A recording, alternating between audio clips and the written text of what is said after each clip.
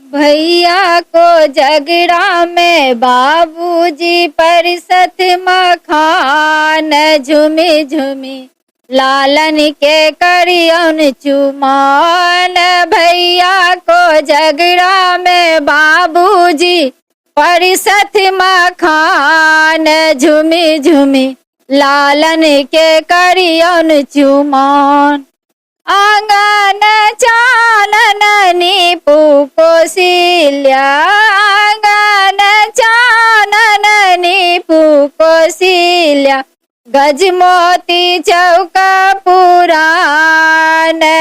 झुमी झुमी लालन के करियन चुमान। अलसा कलश लाए पुरहर साजल, मानी के सुपहलाद। झुमी झुमी लालन के करियन चुमान। काचाही बस के डल बाबू नायब, ताही सजल दुभिधान। झुमी झुमी लालन के करियन चुमान।